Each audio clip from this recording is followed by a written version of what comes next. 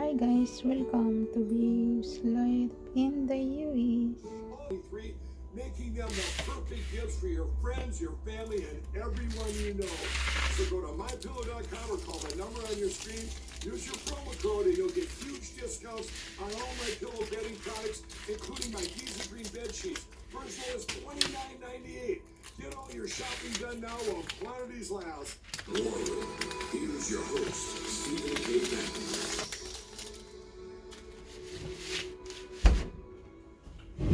She organized the Stop the Steal insurrection. It would have won. She and Bannon. She claims that was sarcasm when the White House rebuked her for her comment. She claims she was making fun of Joe Biden and the Democrats. But she kept repeating the Second Amendment. She kept talking about the Second Amendment. Just listening to her ridiculous comments, it does kind of sound like she's saying they would have upped the violence and used the Second Amendment, which means there would have been more violence against your friends, the police officers who protected the Capitol, many of whom got hurt. What do you make of her and the fact that the man who wants to be speaker is her partner?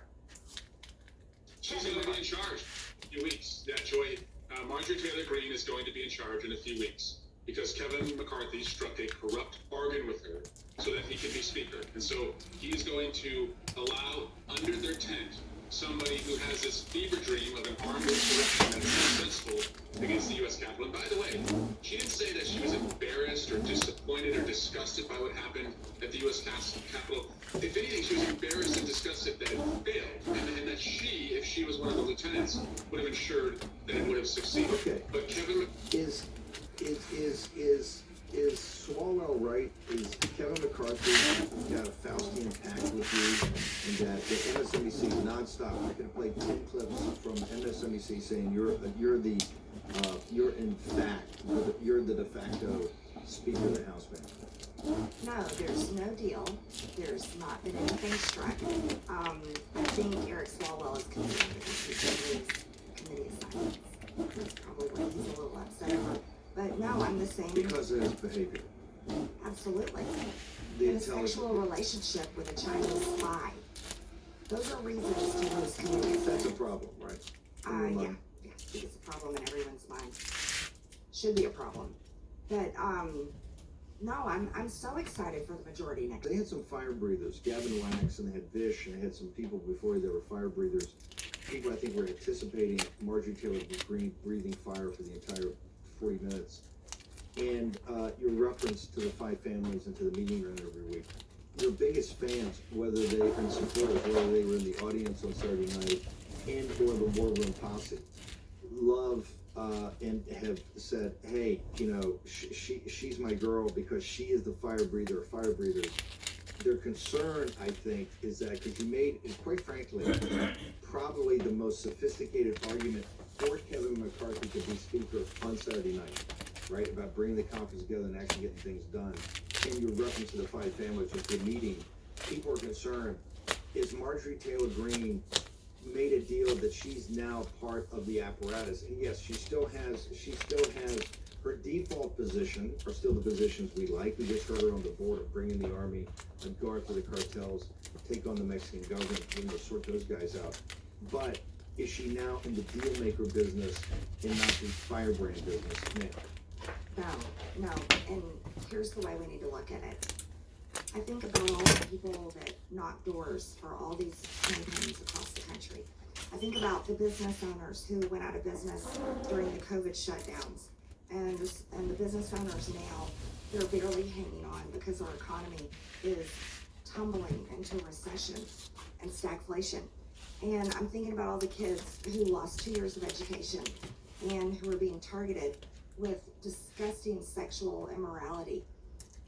I hear about our country, and I'm sick and tired of the drama here in Washington. And Steve, what I can continue to promise is to tell everyone the truth, whether they love it or not. But I'm going to tell everyone the truth. And it may not be like when we're talking about going back to 2020. I objected on January 6th. I would do it again right now. Literally right now if I could. But I'm being honest because I don't want people to have false hope or false expectations. And I think that's the You're right saying thing. if we do have an investigation, or we have a real January 6th investigation, you've got Pelosi, you've got some things you're going to get to. There's certain things, you even brought maybe the 14,000 hours of footage message, and there's no chance, you're saying there's no appetite up there to get back and to look at 2020. They just want to move on, seal the case file on that and move on. I'm pretty sure most of them just want to move on. But I'll say this, Steve. I don't believe that we can ever win. Absolutely cannot do that in Georgia. Is the problem we also have that you just don't have? You saw it in Arizona. One, you had an election there that was completely mismanaged, and they've got witnesses that it was done on purpose. But you also have a certain part of the business class of the Republican Party that are just simply not going to back populists. They're not going to back populist America First nationalists. It's not what they do in the country club, and they'd either rather sit it out and hope that the fever breaks and it goes away, or they're going to support center-left Democrats.